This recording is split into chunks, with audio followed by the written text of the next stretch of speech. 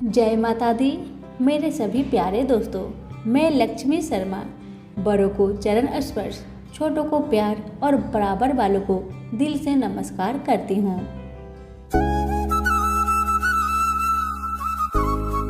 ओम गणेशाय नमः। आज मैं आप सभी को गणेश जी की कथा सुनाने जा रही हूँ। किसी भी पूजा व्रत या कथा के दौरान गणेश जी की कथा सुनना आवश्यक होता है।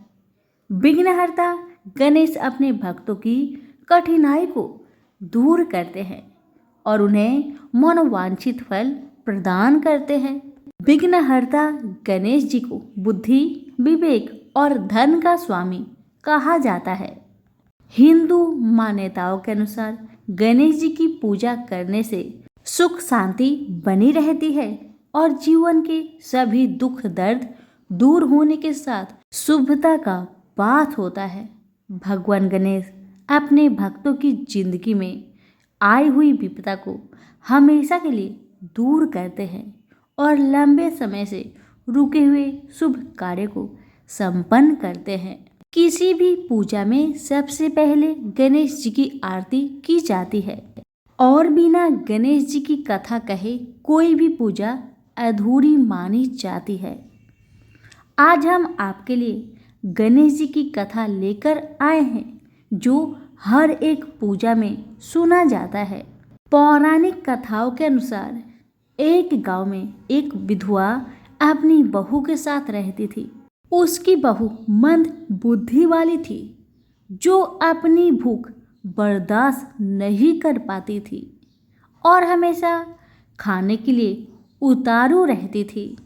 वह सबसे पहले उठकर खाना खाती थी, फिर घर के बाकी काम किया करती थी। एक दिन विधवा ने अपने घर में पूजा करवाने का सोचा, लेकिन वह थोड़ी परेशान थी क्योंकि उसकी बहू अगली सुबह उठते ही खाने के लिए दौड़ेगी और पूजा के लिए बनाए गए पकवान को जूठा कर देगी।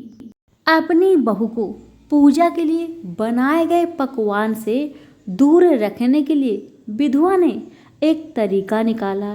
पूजा वाले दिन उसने एक मटका लिया और उसके नीचे एक छेद कर दिया और अपनी बहू से बोली कि आज तू पूजा है, इसलिए खाना खाने से पहले पानी भर के ले आओ। बहू भी चालाक निकली। उसने देख लिया था कि विधवा ने मटके के नीचे छेद कर दिया है, इसलिए वह अपनी साड़ी में आटा बांधकर पनघट पर चली गई। वहां उसने आटा निकाला और कुएं के पानी के मदद से बाटियां बनाने लग गई। कुएं के पास ही एक शमशान था जहां चिता जलाई जा रही थी। बहू ने उसकी आंच में अपनी बाटियां सेक ली। उसकी बाटियां सूखी थी तो वह पास में ही गणेश भगवान का एक मंदिर था। बहू वहां पर चली गई जहां गणेश जी को किसी ने चोला चढ़ाया हुआ था। उसने देखा कि गणेश जी की तोंद पर घी लगा हुआ है। उसने उस घी को अपनी बाटी पर लगा लिया और उसका भोग गणेश जी को लगाकर वह बाटी खा ली और बहू घर वापस चली आई। बहू की इस हरकत पर गणेश जी को बहुत गुस्सा आया और उन्होंने गुस्से में अपने नाक पर उंगली चढ़ा लिया। जब गांव वाले ने देखा कि गणेश जी ने अपने नाक के ऊपर उंगली चढ़ा लिया है तो उन्हें मनाने के लिए बहुत जद्दोजहद किया गया, लेकिन गणेश जी ने अपनी उंगली वापस नहीं उतारी। जब यह बात राजा को पता चली तो राजा ने बड़े बड़े पंडितों और ज्योतिषियों को बुलवाया और हवन करवाया, लेकिन गणेश जी फिर भी नहीं माने। सब बहुत चिंतित थे।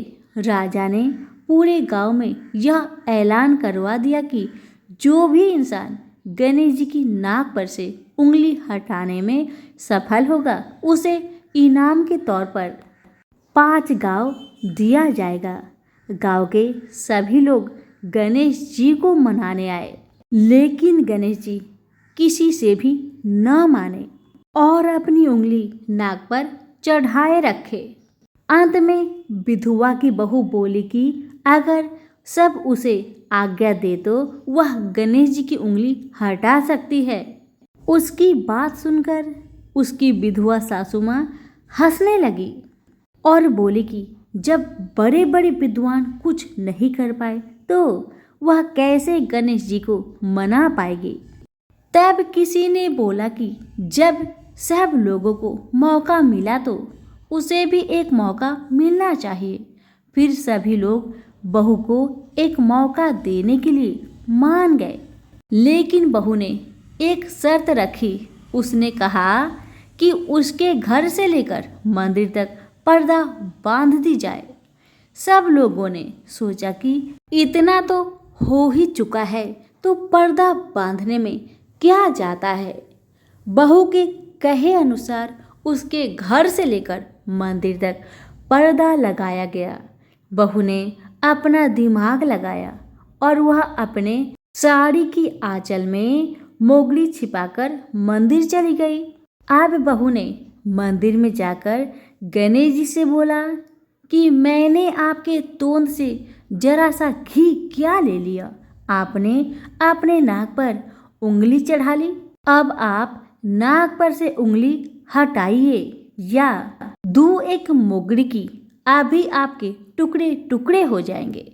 बहू की यह चेतावनी सुनकर गणेश जी थोड़ा डर गए और उन्होंने सोचा कि यह तो पूरी पागल है, कहीं सच में यह मुझे मोगड़ी न मार दे।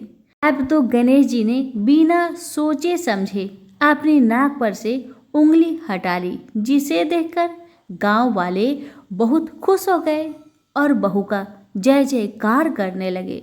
राजा के ऐलान के मुताबिक बहू को 5 गांव इनाम में दिए गए। यह कथा सुनकर लोग गणेश भगवान से यह मांगते हैं कि वह भी उस बहू की तरह सबकी बात मान जाए और उनकी सभी मनोकामनाएं पूरी करे। तो प्रेम से बोलिए गणेश महाराज की जय हो। कथा अच्छी लगे तो लाइक शेयर करना बिल्कुल ना भूले। धन्यवाद।